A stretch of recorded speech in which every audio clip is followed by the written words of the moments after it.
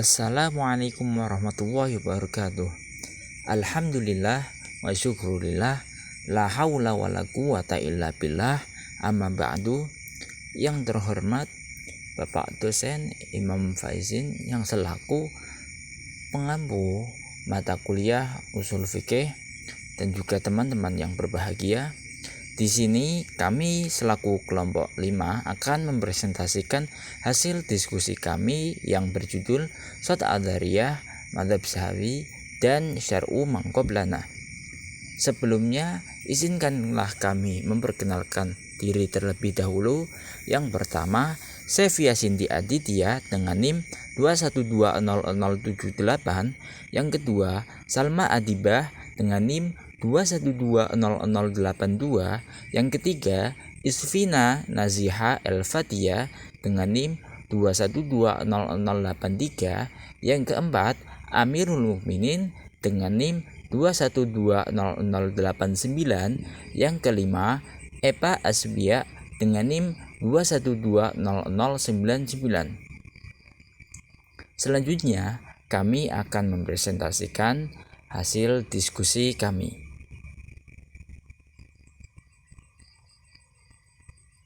A. Sa'ad Az-Zari'ah. Pengertian Sa'ad Az-Zari'ah. Kata Zat Az-Zari'ah merupakan bentuk frase atau idhofah yang terdiri dari dua kata, yaitu saddu dan Az-Zari'ah. Secara etimologis, kata azad merupakan kata benda abstrak atau masdar dari sadda yasuddu saddan. Kata azad tersebut berarti menutup sesuatu yang cacat atau rusak dan menimbun lubang. Sedangkan az-zari'ah merupakan kata benda atau isim bentuk tunggal yang berarti jalan, sarana atau wasilah, dan sebab terjadinya sesuatu.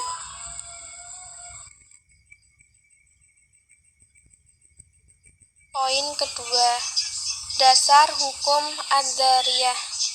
Yang pertama, dalam Al-Quran surat Al-An'am ayat 108 yang berbunyi, Bismillahirrahmanirrahim, wa la tasubbul ladzina yad'una min dunillahi wa yasubbullaha adwan bighairi ilm, kadzalika zayyana likulli ummatin 'amalahum summa ila rabbihim marji'uhum fayunabbi'uhum bima kanu ya'malun. Yang artinya, dan janganlah kamu memaki sesembahan yang mereka sembah selain Allah, karena mereka nanti akan memaki Allah dengan melampaui batas tanpa dasar pengetahuan. Demikianlah kami jadikan setiap umat menganggap baik pekerjaan mereka. Kemudian kepada Tuhan tempat kembali mereka, lalu Dia akan memberitahukan kepada mereka apa yang telah mereka kerjakan. Yang kedua, dalam hadis, menurut hadis riwayat Bukhari, Muslim, dan Abu Daud, yang artinya, sesungguhnya sebesar-besar dosa besar adalah seseorang melaknat kedua orang tuanya. Lalu Rasulullah ditanya orang, wahai Rasulullah, bagaimana mungkin seseorang melaknat kedua ibu bapaknya? Rasulullah menjawab, seseorang mencaci maki ayah orang lain, maka ayahnya juga akan dicaci maki orang itu. Dan seseorang mencaci maki ibu orang lain, maka ibunya juga akan dicaci maki orang itu.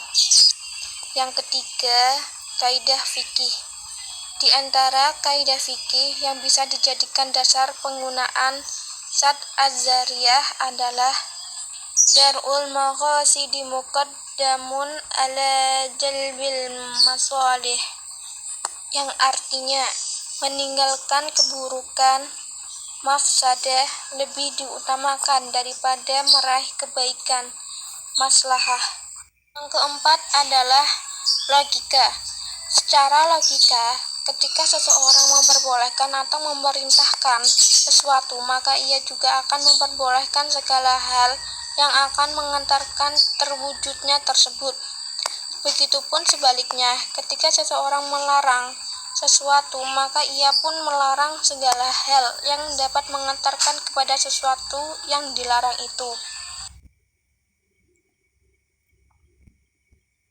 Selanjutnya, macam-macam sholat adhariyah. Macam-macam sholat adhariyah ada 4, yaitu 1.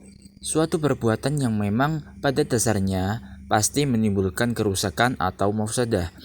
Yang kedua, suatu perbuatan yang pada dasarnya diperbolehkan atau dianjurkan dalam artian mustahab, namun secara sengaja dijadikan sebagai perantara untuk terjadi suatu keburukan atau mafsadah.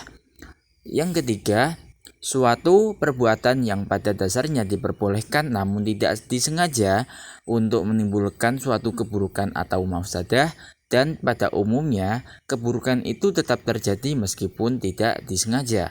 Yang keempat, suatu perbuatan yang pada dasarnya diperbolehkan namun terkadang bisa menimbulkan keburukan atau mafsadah. B. Madhab Sahabi. 1. Pengertian. Madhab Sahabi ialah pendapat sahabat Rasulullah SAW tentang suatu kasus di mana hukumnya tidak dijelaskan secara tegas dalam Al-Quran dan Sunnah Rasulullah. 2. Dasar hukum madhab sahabi. Dasar hukum madhab sahabi ada 3, yaitu 1. Pendapat mengatakan bahwa madhab sahabat, qaulus sahabi, dapat menjadi hujah. 1. Pendapat mengatakan bahwa madhab sahabat, qaulus sahabi, secara mutlak tidak dapat menjadi hujah atau dasar hukum. Ulama Hanafiyah, Imam Malik, Qaul Qadim, Imam Syafi'i, dan pendapat terkuat dari Imam Ahmad bin Hambal.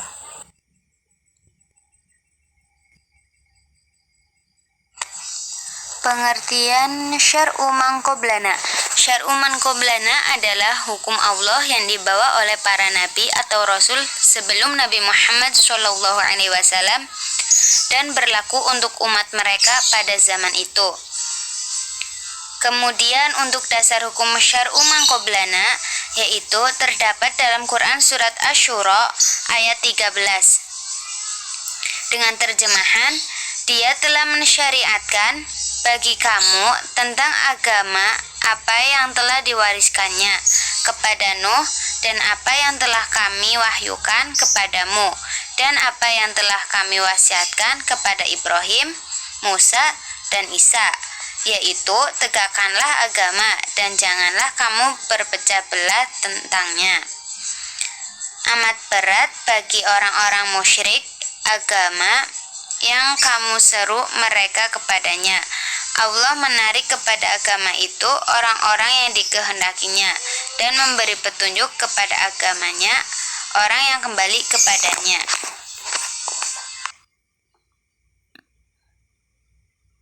Mungkin itu saja yang dapat kami sampaikan dari kelompok 5. Terima kasih, semoga apa yang kita pelajari membawa manfaat. Kurang lebihnya mohon maaf. Akhir kata, akhirul kalam, wallahul muwafiq ila aqwamit thoriq. Wassalamualaikum warahmatullahi wabarakatuh.